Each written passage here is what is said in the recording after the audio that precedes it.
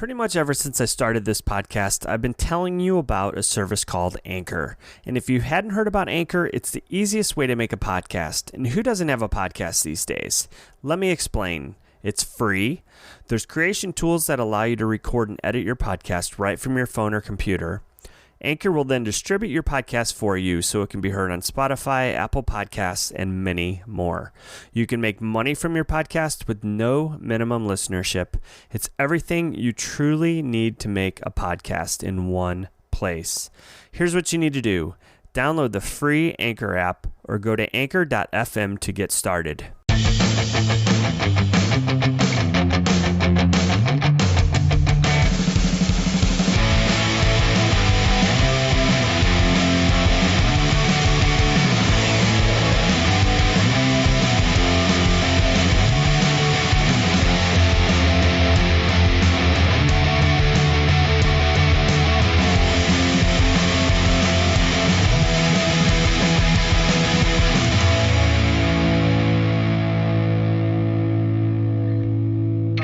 Hey there, it's Chris Green, host of the 99% Local Podcast. This podcast exists because I love meeting new, interesting people and sharing stories of success and sometimes failures. The 99% Local Podcast brings stories from Middle Tennessee and Nashville-based entrepreneurs, business owners, organizations, side hustlers, musicians, authors, and anyone else that might be interesting and has a story to tell. Everybody has a story, their own unique upbringings, and passions for why they're doing what they're doing. As far as the name of the podcast goes, well, I think you'll be able to figure that out on your own. Hey, podcast family, we are at episode number 24. This week's guest is Caitlyn Foley. Caitlyn is the owner and founder of She Shee Photography. She's the creative force behind the lens and has always had a passion for capturing the perfect moment ever since she received her first camera. Caitlyn later decided on a career as a portrait photographer and earned her Bachelor's Degree in Fine Arts and Design, specializing in studio photography at East Stroudsburg University in Pennsylvania. Closing up a business Caitlyn ran for several years in Pennsylvania with her fiancé, She Shee Photography relocated to Nashville, Tennessee a few years ago to take the business to the next level. Caitlyn wears many hats with many niches. What makes Caitlyn unique is her incorporation of her fashion and graphic design experience into her photography. Caitlyn may be best summarized as an adventurer destination, headshot, commercial, and portrait photographer for the young, wild, and the adventurous. Caitlyn's work has been featured in a number of publications and has been acknowledged both nationally and internationally. Her dream is to become a fashion and National Geographic wildlife photographer and to own her own store line of her photography work with hopes that her work will one day be displayed around the world. So let's get to it. Here's my conversation with Caitlyn Foley, owner and founder of She Shee Photography. So why don't you go ahead and introduce yourself and tell me what you do? Hi, my name is Caitlyn, but my friends call me She Shee. And I am a professional photographer. I relocated here about a year and a half, 2 years ago from Pennsylvania. I decided to relocate due to I wanted to pursue into becoming a well-known photographer. So I did a lot of research, and Nashville, Tennessee was the spot. And me and my fiance ran a business for 8 years up in Pennsylvania, and I begged him to close up the shop, and I finally convinced him to, and we are now living in Spring Hill, Tennessee. Okay, so let's go back. So the name that you're going by, She Shee Photography, am I saying that right? Yes, correct. Yeah. So what does that name mean? Basically, it's who is she for like behind the lens. Everybody's always curious who is taking the photos that I post. So that's one thing I came up with was She Shee. But I also came up with it because I'm going to be honest, I was in my last year of college. I had a child, so I was like a hot mess. And I had 10 minutes to come up with a business name for my portfolio class. So I contacted my sister in a panic, hoping she can come up with some ideas. And she said, oh, my friend used to call me She Shee as a joke, and I was like, I like it. So I started to use that, and then after it being out for a few years, people started wondering who she was. So it kind of all blended in together. let's go back. So you were in Pennsylvania. I think you had told me before through email you lived about an hour and a half from New York City. So what part of Pennsylvania was that? Northern? Yes, it was northern. It was considered the Poconos, which is one of the number one resorts on the East Coast that people like to go to and escape all the city people.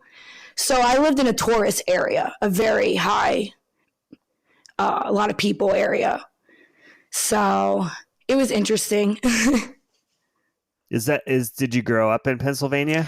Actually, I call my family gypsies. We're actually from New York City, Staten Island. And as I turned 5 years old, my parents decided to relocate to Arizona. So I lived in Phoenix, Mesa, Apache Junction, Tucson. I lived all over the place out there. And they decided that they wanted to move back so we can see our family, because my whole family is from the East Coast. And we came back here in 2001. So I've been up there for the last 15 years before I moved down here, 16 years. In Pennsylvania, you were running this automobile shop. So yes. Were you already doing photography at that time? Yeah, I was just doing it for here and there. I wasn't really big because I was kind of helping my fiancé run his business. But I was trying to run my business out there. It's just very hard running a business up where I was. Is it just because, you have to be well known, or is it just because there's so many photographers, or? A lot. It's basically up there is people like to keep to themselves. They don't like to, I guess you could say, support. It's not a really big support network up there. So it's really hard to get people to go out and want to spend money. So I was basically saturated by other photographers who were well known.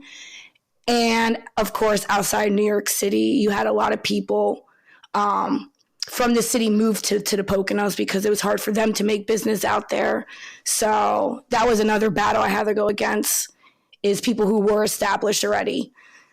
And also a lot of people did not know who I was. When you were younger, or I guess when did you start getting interested in photography, or, get your first camera even? I got interested because I always wanted to be a model. So I knew that it was a lot of money to get modeling pictures done. So I always just messed around with a camera, and my grandmother one day found out that I was interested and went off and bought me my first camera, which was a Kodak. And I just practiced on myself for years. And then after I graduated high school, my mom asked me, what do you want to do? I had no idea. So she suggested I went into the graphic designing field. And when I went into that field, I started learning about photography. And that's when I really started knowing that I really wanted to keep on being passionate about it. So on my third year of college, I guess you could say I was a junior, I went off and bought my first Nikon D5100.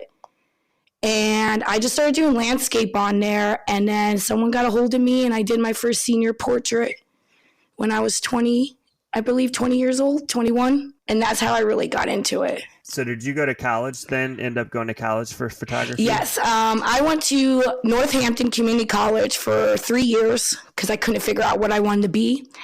And then, what do you want to call it? When I went to ESU, which is East Stroudsburg University in East Stroudsburg, Pennsylvania, I got in there during my junior year and started doing that. Passionate for graphic designing / photography. Why Spring Hill, Tennessee, the Nashville area? Tell me about that. Like what went into you wanting to decide to come to this area? My sister used to live in Clarksville, Tennessee. So 8 years ago, I came out here and checked out her place because they're in the Army. And I really liked it, but I never really thought about moving down here until I started doing research because I really wanted to grow, and I wasn't growing where I was. And I saw Nashville. We came out, we looked at some places, and we fell in love with Thompson Station, Spring Hill. So what especially about those areas? I really like Thompson Station, Spring Hill, because it's such a cute little town, and everyone is so nice and supportive, and they want to help everyone. And that's really another thing I wanted to get into, is how can I help the community? And I'm starting to learn from people in the area. So it's really such a cute town. I love it. Yeah. Well, awesome. So you said you've been here about a year and a half. Yes. Right? Yes.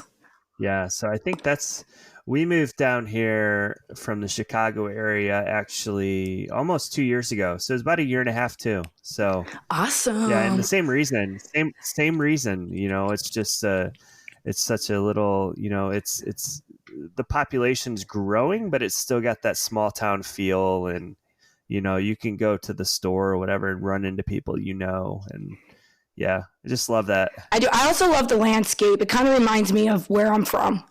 The little hills, they kind of remind me of mountains. They're so cute. Yeah. Yeah. All right. Well, let's talk more about She Shee Photography and what you're doing. So, is there certain kinds of photos you do or shoots you do, or let's talk about that. I basically do whatever basically comes to me. I don't say no to anything. I feel like growing and just doing things when people ask you will just teach you to become a better photographer. I like to do headshots. That's my favorite thing, and landscape, but I'm willing to do whatever comes my way. Okay. So I want to talk more about the landscapes, because I saw that you had one of your goals was to be a National Geographic photographer for your scenery. Yes. So talk about that, and what's the appeal for that?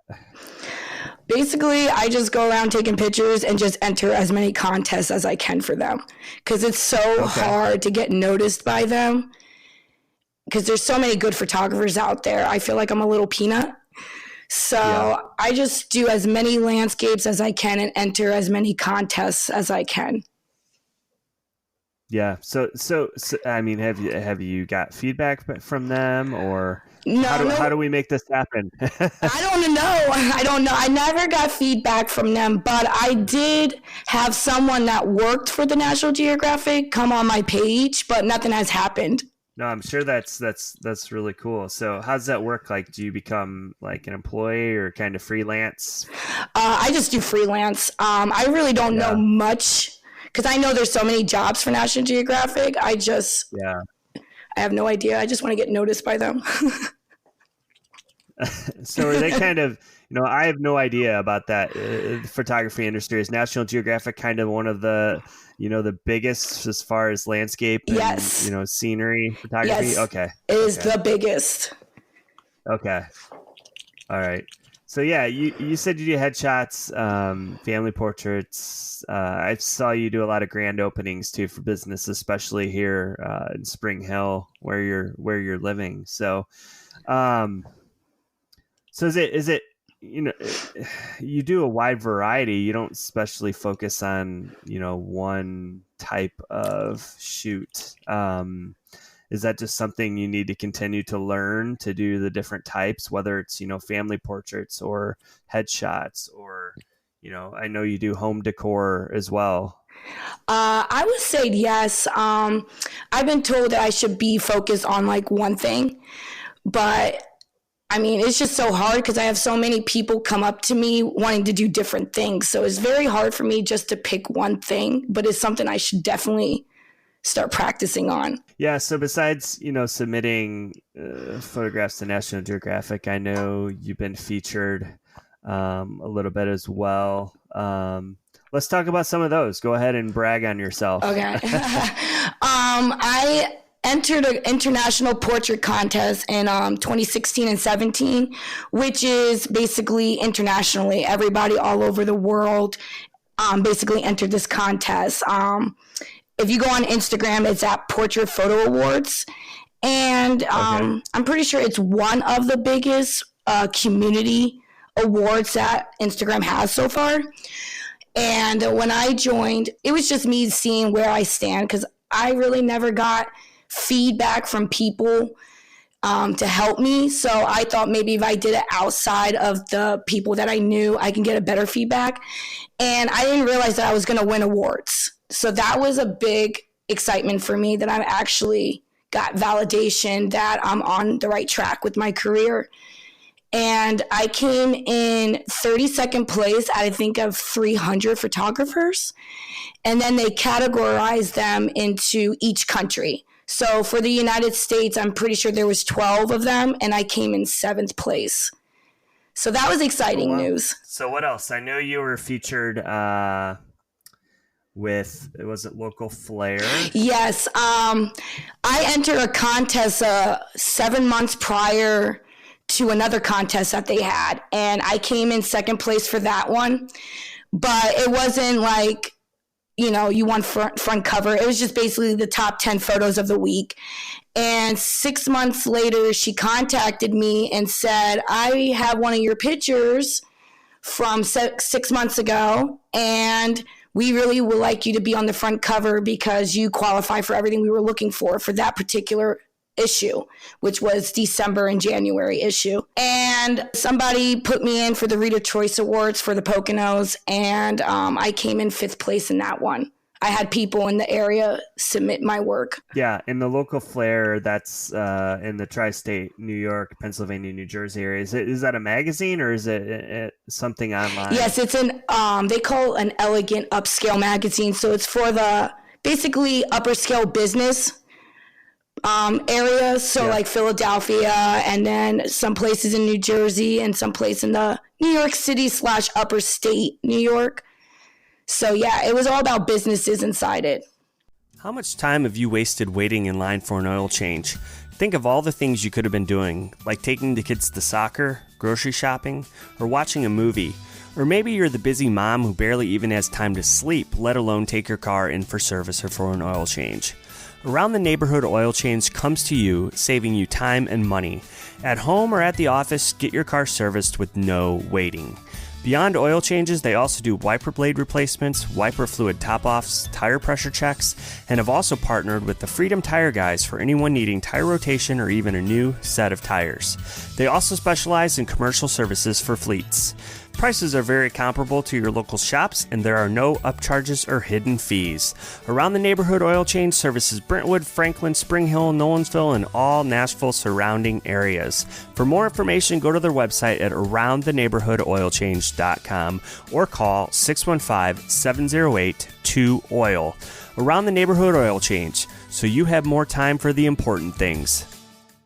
So let's talk about this raw artist. I actually was clicking around and saw, you have a page featured on this raw artist's website, and they have several of your photos on there.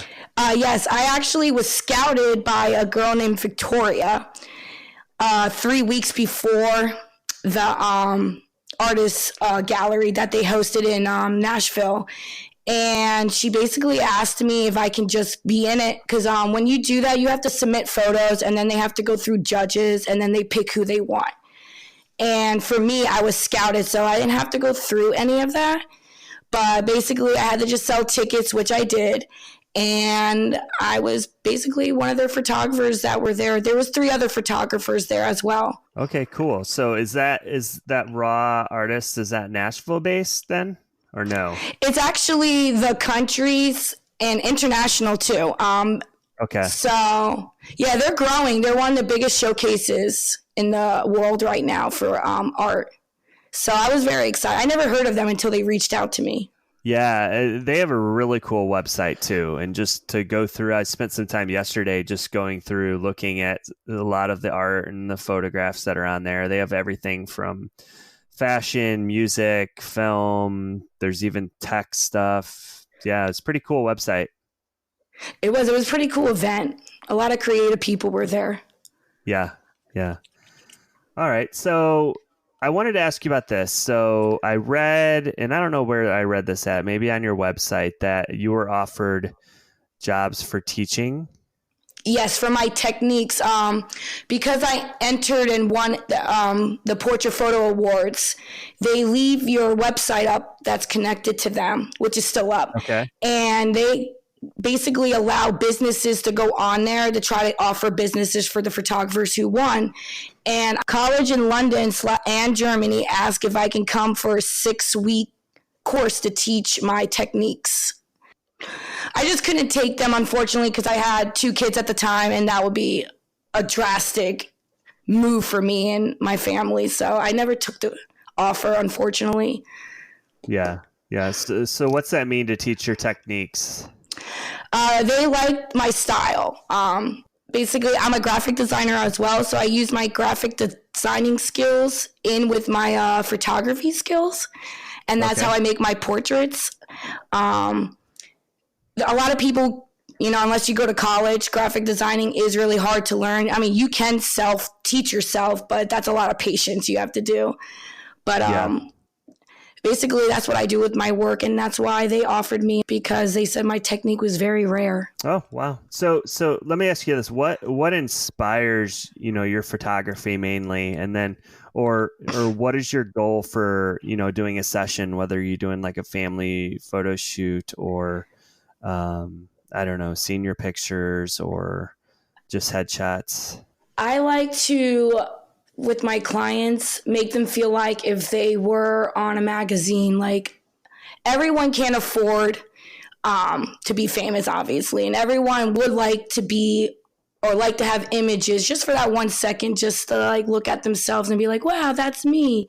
So I like to offer that one moment in time of you having like a memory shot. Like if you wanted like a greeting card for families and you wanted that memory shot of like you and your grandpa. So I try to offer that to people just because like I know what it's like to I never had portraits taken with my family after I was 10 years and up. And it's because it was really expensive. And we're from a big family. There were 6 of us.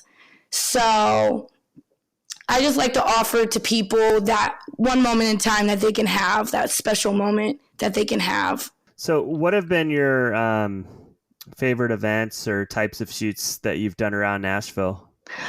Grand Anything openings. stick out? Grand openings. Grand openings, because that's new to me. I never really did that. So to me, that's fun to help promote local businesses, like the show. Everything is presentation these days. So I just like to help presentate their work because, everyone that opens a business, they do a really hard job. It's hard to open a business. This is kind of a strange question, but I'm sure there's a good answer. Are there photos or pictures that you avoid taking? Like one you just hate to take and they never really turn out? Me, I don't. Does that make sense? Yeah, I don't like to do family portraits because I like to do a lot of detail. And when family portraits come in, people they don't like detail. They like moments. And I can do that too, but I like to show detail. Yeah. So I try to avoid them, but I'll do them. Okay, so what's the difference between that and what you're saying by detail? What do you mean by that? I like to do a lot of headshots. I like to show people their face structures and like how good they all look. So I like to grab that eye for everyone who just get drawn into it. I also like scenery. I like to show people what they're missing because life is so busy. People are just constantly just trying to get to one destination to another and not actually enjoy wildlife. And I actually enjoy it so much that I'll be talking on the phone with someone and be like, oh my God, there's a red hawk. And they'll be like, okay, where did you see that? And I'll be like, I'm driving, but I got to call you back. I see a red hawk. I get very excited over that stuff. And there will be like, for example, my sister will be in the car and she'd be like, where's the red hawk? And I'll be like, I can't believe you just missed it. So I like to try to do a lot of scenery to bring that into people's homes so they can actually sit and enjoy by looking at the photos. So what shoots have you done around here that people might be familiar with, specifically whether it's Spring Hill, Thompson Station? Actually, I was on Franklin, Tennessee's Instagram last summer for barn shoots. I did 2 barns. Okay. And they got a hold of me and they promoted my work. I also did my sister's wedding. And since it was a golden hour and everybody down here loves the golden hour, they promoted my elope photography pictures as well on their on their Instagram. So what? Sorry, what's the golden hour? Which is when the sun's like basically setting, so it gives off that golden warm feel, especially in the summer. So they call it the golden hour. I did not know that. Okay, cool. So we talked about your techniques, and I bet techniques and equipment change quickly, in photography. How do you educate yourself to keep up on that stuff and to take better photos? I basically just keep doing my own thing. I just go in and revamp myself every time. Every picture to me is different. So I don't have a specific filter. Like if you look at a lot of elope Instagrams, they have that film dark filter and they stick with that filter. I like to just revamp myself. Every time I do a photo, I do something different, but I see that I cling to the more brightness. I like vibrant colors. So I basically just keep with my own work. I do look at other people's work, but I just keep with myself because that's how I'm going to stand out. It's just doing my own thing. Yeah. Yeah. So speaking of doing your own thing, what's the major thing that's kept you going? I mean, you have some awesome goals, but what's the thing that keeps you doing what you're doing? Wanting to own my own online store. I like fashion. So I always wanted to be a fashion designer and a model, of course, but I never got that far. So I go through photography, and I would just like to just do my own store with my own work and make my own clothing line. That's basically what keeps me going. I am determined to make a statement in the photography world. Yeah, it's really cool what you're doing. I mean, it sounds like, you have the experience with fashion design, and you're blending that into the photography and what you're doing. So that's really, it's like you said, they said you have a unique technique. That I definitely say that is. Yay, thank you. Yeah. I never knew until people started pointing out, because I was just determined to get noticed. But I never realized it was due through my techniques and stuff. So thank you for noticing that. Yeah. No, you got really cool photos, and I just hope everyone checks them out once this episode comes out. So some other kind of questions, about, you getting started in photography. And I asked some of my other guests this, what is something you wish you knew before you had got started? Whether, with fashion design or taking photos. I wish that my school, when I picked graphic designing, they had a business course in with my course. They do have business courses, but I feel like they should include that in the graphic design and communication world, because when you're an artist, you want to work for yourself to show your work. Because if you work for another company, you have to use that company's name on your work. So it's really hard for you to get noticed. So I wish I knew more about the business field to help promote techniques on how to get out there and get ahead of other photographers, because it's very a saturated field. So it's very hard. Yeah. So I just wish they had that, more business techniques. Yeah, that makes sense. Do you think, this day and age, a lot of kids don't go to college. A lot of companies, they don't, necessarily require people to have a bachelor's degree at everything. But do you think that's still a path that someone wanting to get into photography, they should go? I would suggest yes, because they have courses that are photography courses, which means you just completed a course. But I went through graphic designing, which taught me techniques to mix in with the photography world. So I would say yes, because everything's consistently changing in the art field. And if you go to college, they're the only ones, besides looking at YouTube and courses online that you can do. They're always keeping up to date with the art field. So you want to keep up to date with the art field in order to keep up with them. Yeah, and I'm sure it depends on which school you choose to go to, too. Yes. I just went to East Stroudsburg University because it's in my backyard, but they are growing in the art field. My professors actually are PhDs, and my one professor is actually a 3D animator that actually has galleries all over the world. Last she was in Brazil. So she's the one who taught me everything about graphic designing and photography, believe it or not. Yeah, that's awesome. So if you weren't doing photography and pursuing to become a professional photographer, which I thought that was funny. Your goal, you said your goal is to become a professional photographer, which to me, it seems like you already are, but I see what you mean though. Like your ultimate career goal is to, be more recognized or be able to do photos with National Geographic. So, if you weren't doing this, what would you be doing? Would you be going just the graphic design route or fashion route 100%? Probably end up doing a graphic route and trying to get into fashion, but fashion's oversaturated as well. So this is why I'm very passionate about photography, because this is all I know and this is all I studied since I was 14 years old. So that's why I'm determined. Yeah. Are you finding it hard even here in Nashville? I know there's so many photographers. Are you finding it hard to, kind of push your way through and, get more business and get noticed? To be honest, in PA, I was up there for, I think, 15 or 16 years, and I worked up there for 10, and I barely got noticed.